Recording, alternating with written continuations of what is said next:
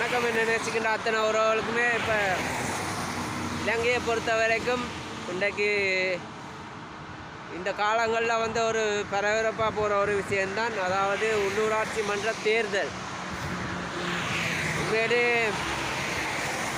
இந்த தேர்தல் வந்து சில பேருக்கு வந்து இது வந்து இதன் ஒரு சிற்றூர் தேர்தல் என்று நினைக்கலாம். ஆனால் உண்மையிலே இந்த விஷயத்தை விளங்கிக் கொள்ளுங்கள். இப்போ எங்களோட நாட்டின் தலைமைத்துவத்தை மாற்றிட்டோம். அது நன்மை தரும் விஷயமா தின்மை தரும் விஷயமான்ற வந்து மக்கள் உங்களுக்கு தெரிஞ்சிருக்கும். இப்போ அந்த நாட்டு ஜனாதிபதியால் மக்கள் நல்லதாக அனுபவிக்கிறார்களா அல்லது துன்பகரமான விஷயங்களை அனுபவிக்கிறான்ற வந்து உங்களுக்கு தெரிஞ்சிருக்குமென்று நினைக்கிறேன். சரி, ஓகே, வாங்க விடயத்துக்குள்ளே போகலாம். இப்போ நடைபெற இருக்கின்ற உள்ளூராட்சி மன்ற தேர்தல். இப்போ உள்ளூராட்சி மன்ற தேர்தலில் மக்கள் தயவு செய்து கொஞ்சம் விழிப்பாக இருக்கணும். ஏனென்று சொன்னால் பாருங்கள், பாராளுமன்றம் மற்றது ஜனாதிபதி தேர்தல் முறையை வந்து நாங்கள் மாற்றிட்டோம். இப்போ இந்த உள்ளூராட்சி சபை தேர்தலில் வந்து என்ன மாற்றங்களை வந்து நாங்கள் கொண்டு வரணும்னு சொன்னால், இப்போ நாங்கள் எல்லாமே ஒரு ஆரம்ப காலம் தொட்டு ஒரு கட்சிக்கு வந்து வாக்களிச்சிருப்போம். அது எந்த கட்சியாக இருந்தாலும் சரி.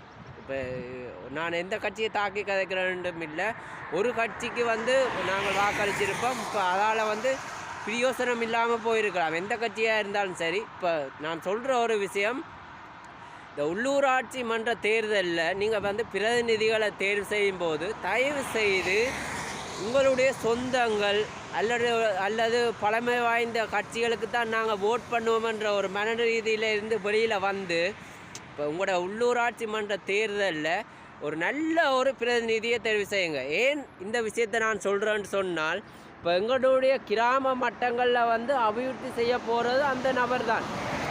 அந்த நபர் மூலமாக தான் எல்லா விஷயமே நடக்க போகுது. இப்போ எங்களுடைய கிராமங்களை வந்து எந்த அளவுக்கு நாங்கள் அபிவிருத்தி செய்ய போகிறோம்னு சொன்னால் நாங்கள் தெரிவு செய்கின்ற உறுப்பினர்களை பொறுத்து தான் இருக்குது. இப்போ நாங்கள் வந்து ஒரு இனவாதம் கலைக்கின்ற ஒரு உறுப்பினர்களை நாங்கள் தெரிவு செய்யணும்னு சொன்னால் அவன் இனத்துவேசம் தான் அந்த பிரதேசத்திலேருந்து காய்ச்சி கொண்டிருப்பான். இப்போ எங்களுக்கு வந்து இனத்துவேசம் தேவையில்லை, அதாவது இனத்துவேசம்ன்றது வந்து எனக்கு தேவையில்லை.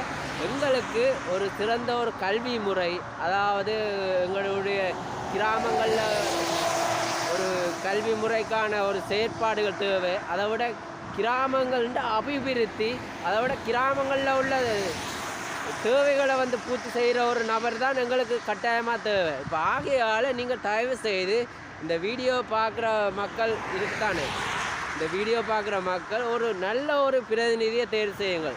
அதாவது எங்களுடைய இந்த கிராமத்துக்கு இந்த பிரதிநிதி தான் தேவை, சரியான பிரதிநிதியாக இருக்குமென்ற ஒரு தெளிவான ஒரு பிரதிநிதியை தேர்வு செய்யுங்கள். ஏற்கொண்டு பார்த்தால் இன்றைக்கு அவர்கள்லாம் எங்களுடைய கிராமங்கள நிலைப்பாடை வந்து மாற்ற போகிறார்கள்.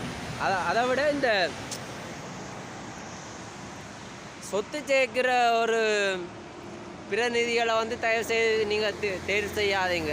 இப்போ ஆரம்ப காலத்தில் தேர்வு செய்த மாதிரி இன்றைய பாருங்கள், உள்ளூராட்சி மன்ற தேர்தலில் நாங்கள் ஆரம்ப காலத்தில் தேர்வு செஞ்ச பிரதிநிதிகள் அந்த தேர்தலுக்கு மட்டும் எல்லாட்ட வீடுகளுக்கும் பெறுவாங்க. நீங்கள் நீங்கள் எங்களுக்கு ஓட் பண்ணால் நாங்கள் உங்களுக்கு இந்த விஷயம் செய்வோம்னு சொல்லி. ஆனால் இந்த தேர்தலுக்கு வந்த ஆக்களை இதுவரைக்குமே உங்களுடைய வீடுகள்லையோ அல்லது உங்களுடைய கிராம மட்டங்கள்லையோ காண கிடைக்காது. அவர்களுக்கு வந்து அந்த பணத்தை மேல்.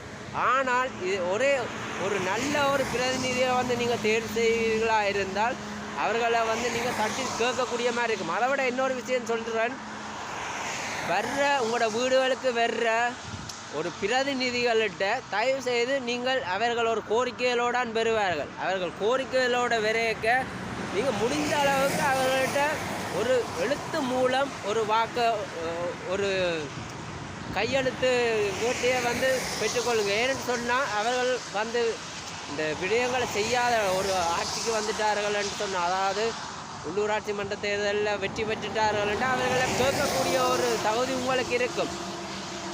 நீங்கள் எழுத்து மூலம் பெற்றீர்கள் என்று சொன்னால் உங்களுக்கு அவர்கள்ட்ட கேள்வி கேட்கக்கூடிய ஒரு தகுதி இருக்கும் என்று நினைக்கிறேன். ஆகையால் நீங்கள் தெரிவு செய்கின்ற ஒரு பிரதிநிதிகளை வந்து சரியான முறையில் தெரிவு செய்யுங்க. என்று சொன்னால் எங்களுடைய கிராம மட்டங்களில் உள்ள அபிவிருத்திகளை வந்து மேற்கொள்கிறது அவர்கள்தான். இப்போ எந்த கட்சியாக இருந்தாலும் சரி, இதில் என்பிபியோ அல்லது தமிழ் தேசிய கூட்டமைப்போ அல்லது அங்கே என்ற கட்சியோ அல்லது சைக்கிள் கட்சியோ என்ற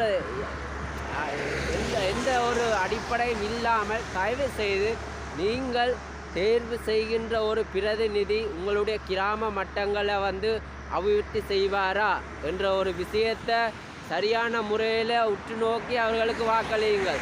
தயவு செய்து இந்த சொந்தங்கள் அதை விட நெருங்கின நண்பர்கள் என்று இல்லாமல் நீங்கள் தெரிவு செய்கின்ற ஒரு பிரதிநிதியை வந்து சரியான முறையில் நீங்கள் தெரிவு செய்வீர்களாக இருந்தால்தான் எங்களுடைய கிராமங்கள் வந்து வளர்ச்சி அடைஞ்சு மற்ற கிராமங்களோடு ஒப்பிடக்கூடிய மாதிரி இருக்கும். பாருங்கள், சில கிராமங்கள் வளர்ச்சி அடைஞ்சிருக்கும், ஆனால் சில கிராமங்கள் வளர்ச்சி அடையாமல் இருக்குது. காரணம் என்ன?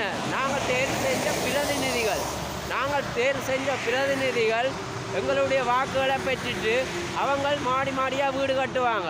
இப்போ அப்படியான ஒரு பிரதிநிதிகளை வந்து நீங்கள் தேர்வு செய்கிறத விட மக்களிடத்தை மக்களோடு யார் இருக்கிறானோ அப்படியான ஒரு பிரதிநிதிகளை வந்து தேர்வு செய்யுங்கள்.